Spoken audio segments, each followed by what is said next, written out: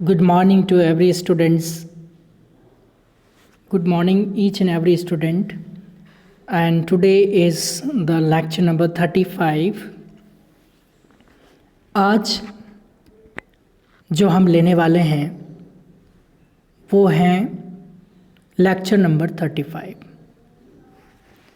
इस 35 नंबर के लेक्चर में अगर आपने लेक्चर नंबर 30, 31, 32, 33, 34 ईमानदारी के साथ प्रैक्टिस नहीं की, जैसे उसमें इंस्ट्रक्शन बताए गए थे वैसे अगर आपने प्रैक्टिस नहीं की तो ये लेक्चर आपको सीखने की कोई ज़रूरत ही नहीं है। आप नहीं सीखेंगे जब तक आप पुराने जो 3 से 4 लेक्चर हैं 30 से लगाकर 34 तक सारे लेक्चर पूरी प्रैक्टिस ईमानदारी के साथ अगर आपने नहीं की तो आप ये लेक्चर नहीं चलाएंगे। आज जब आपने पुराने पढ़े होंगे तभी आप इसको पढ़ेंगे, अदरवाइज आप नहीं पढ़ेंगे। तो पेज नंबर 45 की बात करते हैं हम। पेज नंबर 45 पे क्या है? लेट का यूज़ किया गया है। लेट ये शब्द स्पोकन इंग्लिश में बहुत ज़्यादा यूज़ होता है, इंग्लिश कम्युनिकेशन के अंदर बहुत ज़्यादा यूज़ होता है। तो लेट का यूज़ हम कहाँ कर सकते हैं? तो इसमें 2 ब्लॉक आपको दिख रहे होंगे, एक लेट का है और एक है आपका डोंट लेट।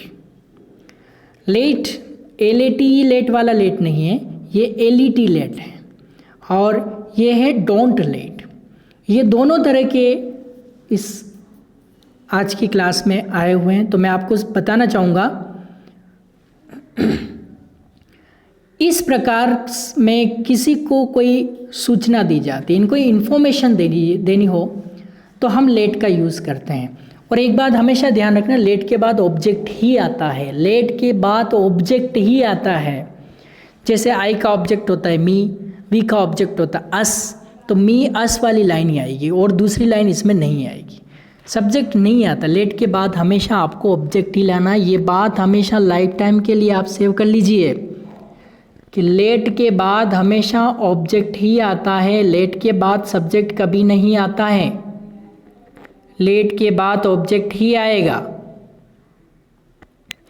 लेट के बाद ऑब्जेक्ट ही आएगा, लेट के बाद ऑब्जेक्ट ही आएगा, लेट के बाद ऑब्जेक्ट ही आएगा, लेट के बाद ऑब्जेक्ट ही आएगा और लेट के बाद ऑब्जेक्ट ही आएगा, दूसरा कुछ नहीं आएगा। तो कोई सूचना की जाती है तो हम लेट का यूज़ करते हैं। इसी प्रकार आज्ञार्थी वाक्य है। जब आज्ञा देनी हो, परमिशन लेनी हो, let's go to see the movie, चलो मूवी देखने चलते हैं। तो चलो मतलब परमिशन लेते हैं एक दूसरे की, चलो तुम चल रहे हो क्या मैं जा रहा हूँ, तो let's go to watch movie. Let's dance, चलो नाचते हैं। ये चलो का अर्थ इसमें निकलता है। ओके, तो लेट्स क्या हुआ? लेट्स को अगर खोलते हैं LET लेट्स को अगर खोलते हैं, ये वाला देखो LET और आपने कई बार देखा हो लेट्स। अगर इसको मैं खोलता हूँ तो क्या बनता है? लेट और ये अस का शॉर्ट है, तो अस क्या आ गया? आपका ऑब्जेक्ट आ गया। तो अभी आपको बताया कि लेट के बाद हमेशा ऑब्जेक्ट ही आएगा, तो लेट्स मतलब लेटस, चलो अब हम ये काम करते हैं, चलो ये करते हैं, उसके अर्थ में हम सूचना के लिए और परमिशन यानी आज्ञा के लिए, दोनों के लिए हम इसका यूज करते हैं। क्लियर? नेक्स्ट, जब ऐसे वाक्य रचना की जाती है तब प्रत्यक्ष रीति से अनुमति मांगी जाती है, यानी डायरेक्ट मेथड से हम परमिशन मांगते हैं। तो देखो यहाँ पे लेट का अर्थ अनुमति दो या करने दो। लेट का मतलब क्या होता है? अनुमति दो। लेट का मतलब हो गया अनुमति दो या कोई भी काम करने दो। उसके लिए लेट मी डांस, मुझे नाचना, let me get ready fast, मुझे पहले तैयार होने दो, लेट मी कुक फूड, मुझे खाना बनाने दो, लेट मी डांस, मुझे नाचने दो, लेट मी स्पीक, मुझे बोलने दो, लेट मी डू इट, ये मुझे करने दो। ओके, तो लेट के बाद क्या आएगा? ऑब्जेक्ट आएगा, कोई भी काम अनुमति दो या करने दो, इस अर्थ में आएगा। अब देखो ये लेट है, लेट के बाद एरो बना रखा है, तो पहले इसको देखते हैं। अभी आपको बताया लेट के बाद क्या आएगा, ऑब्जेक्ट आएगा। तो मी क्या है, आई का ऑब्जेक्ट है। और इसके बाद वर्ब की फर्स्ट फॉर्म आएगी। Let me speak, let me speak, मुझे बोलने दो। लेट मी स्पीक मतलब मुझे बोलने दो, यानी कोई भी काम करने दो। स्पीक यानी बोलना है, काम है, ये मुझे करने दो। लेट के बाद मुझे आ रहा है तो लेट मी स्पीक। हमें बोलने दो, लेट अस स्पीक। और लेट अस को शॉर्ट में करेंगे लेट्स स्पीक। तो इसका अर्थ भी हुआ चलो बोलते हैं, नहीं कि चलो हमें बोलने दो। बात तो है चलो बोलते हैं या फिर चलो हमें बोलने दो। तो लेट्स स्पीक, तो अस क्या है, एप्रोस्ट्रोपी एस लग रहा है, मतलब लेट्स को खोलते थे लेटस बन जाता है। क्लियर। तो लेट के बाद ऑब्जेक्ट आएगा। फिर देखो इस सेंटेंस को, लेट तो लेना ही है। अब ये क्या है, लेट हिम, हिम जो है ये भी ऑब्जेक्ट है, किसका है, ही का ऑब्जेक्ट। ही मतलब वह, हिम यानी उसे।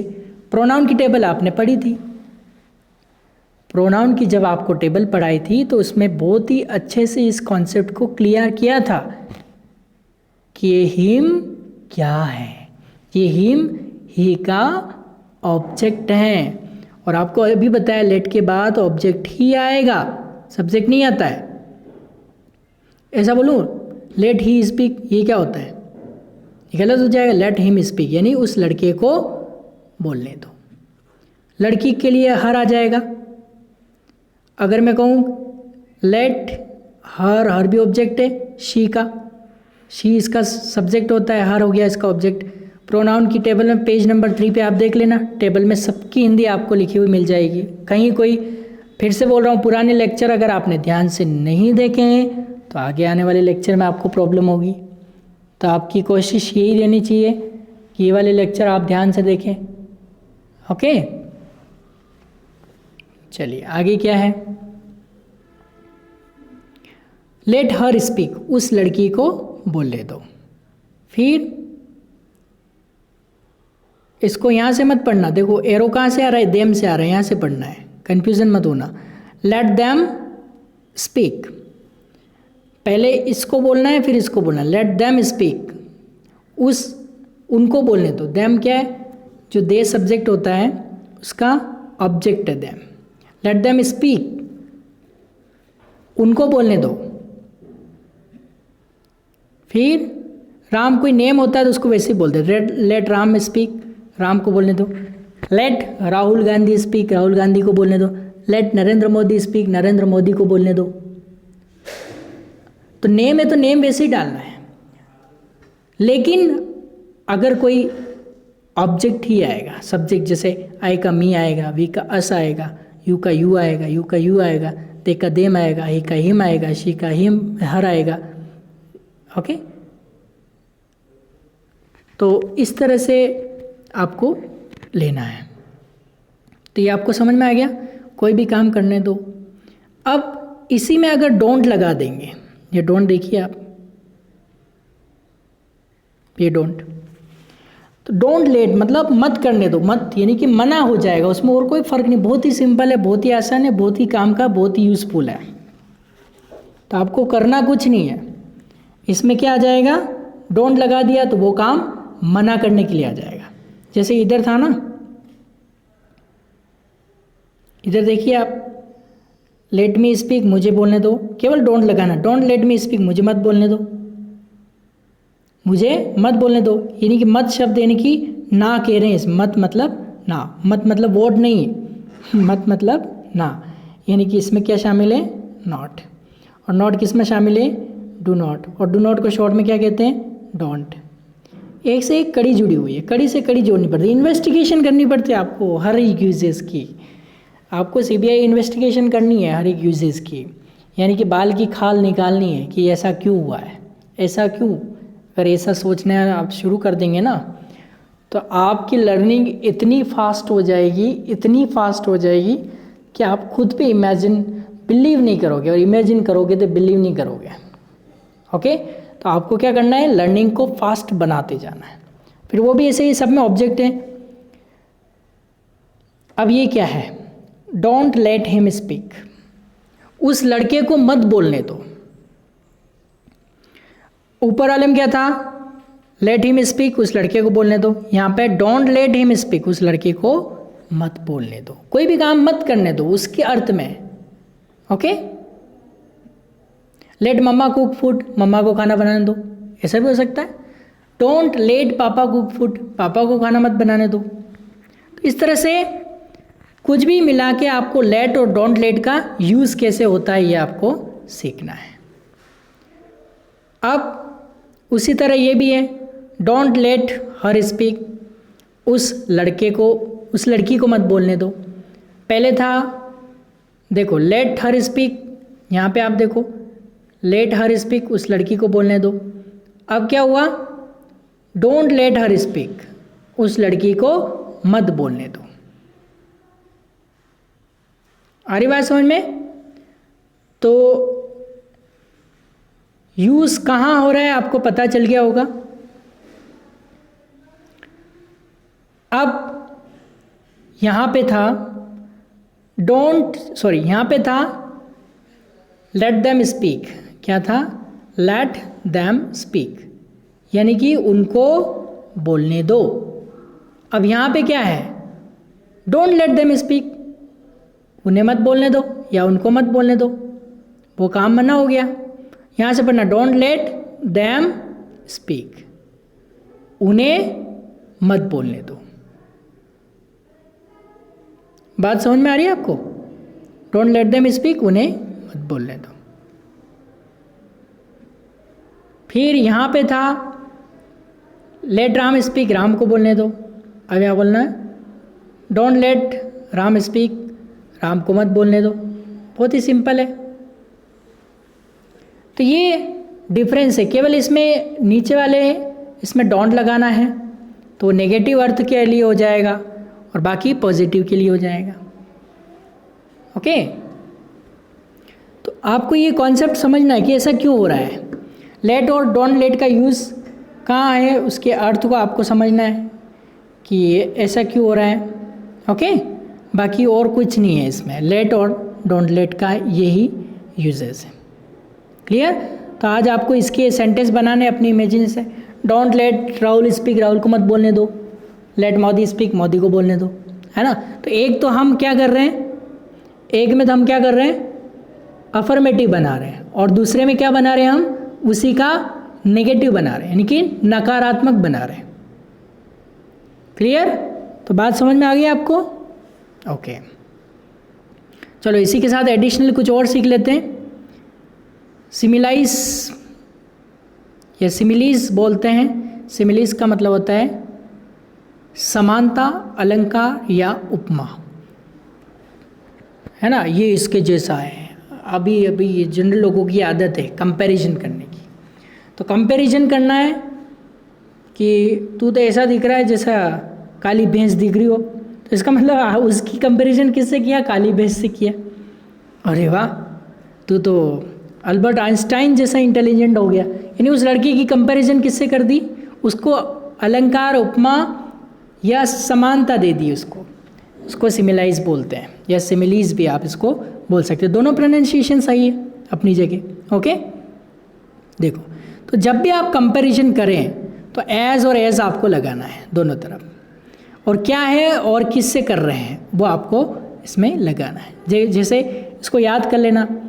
जैसे मान लो आपको कहना है सोने जैसा खरा,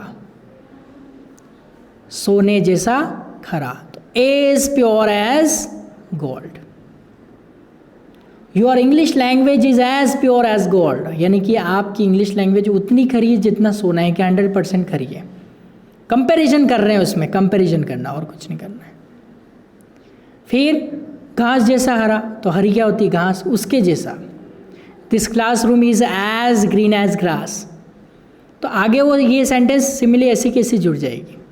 एज ग्रीन एज ग्रास, यानी कि घास जितनी हरी होती है उतना ही हरा, उससे कम नहीं।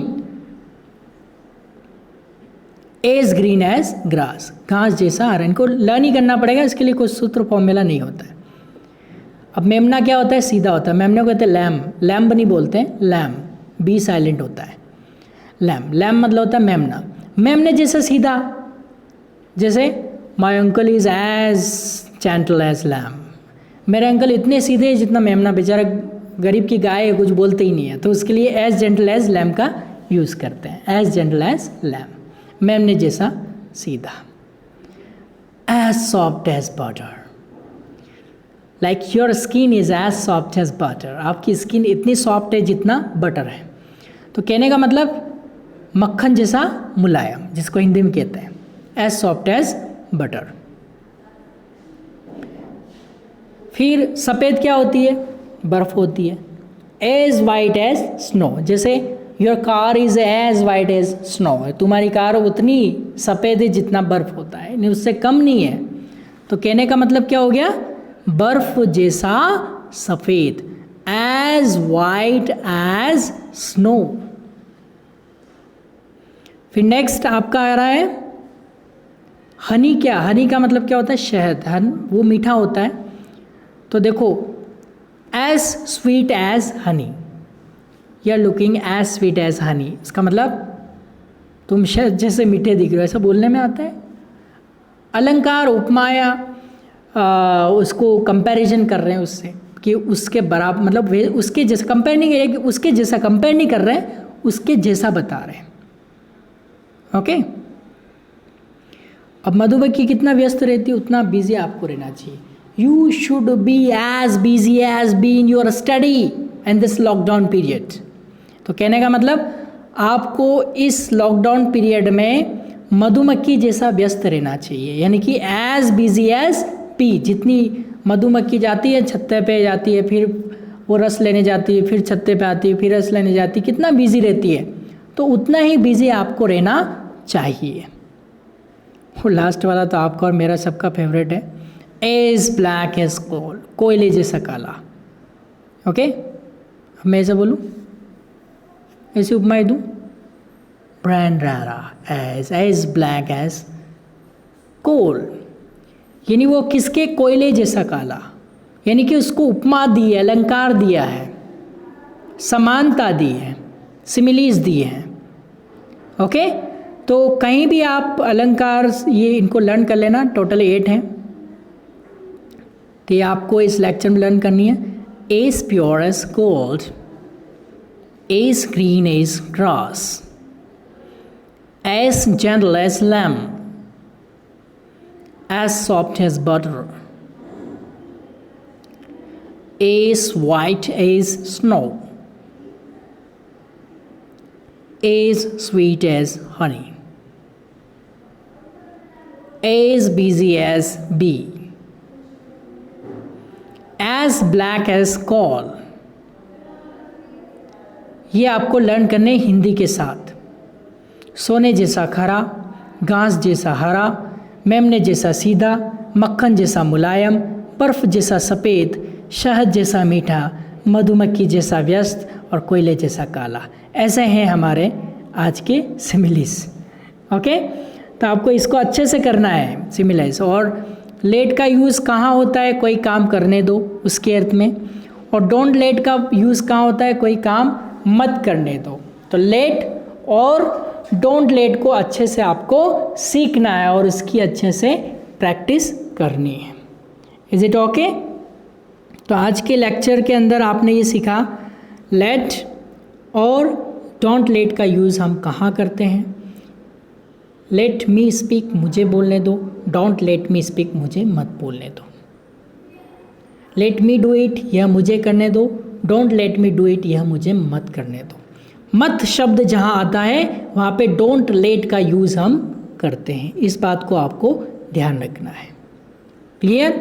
और उसके बाद आपने आज जो 8 सिमिलीज आई हैं, समानता, अलंकार या उपमा, उसको आपको पढ़ना है। 4 इधर हैं और 4 इधर हैं। ये आपको विद हिंदी लर्न करने हैं और 100% पूरी लाइफ के लिए काम आने वाली चीज़ है। ओके, तो इतना ही पढ़ेंगे। पेज नंबर 45 तक, 35 नंबर का जो लेक्चर है ये पेज नंबर 45 तक कवर हो गया है आपका। पुराने लेक्चर में अगर आपको प्रॉब्लम आती है तो बार बार देखिए, और भी प्रॉब्लम आती है तो मुझे व्हाट्सएप जो पेज पे नंबर लिखे हुए हैं उस पर व्हाट्सएप पे अपना ऑडियो भेजिए और अपनी प्रॉब्लम ऑडियो के अंदर सॉल्व कीजिए। ओके, तो इंतज़ार रहेगा आपके सवालों का।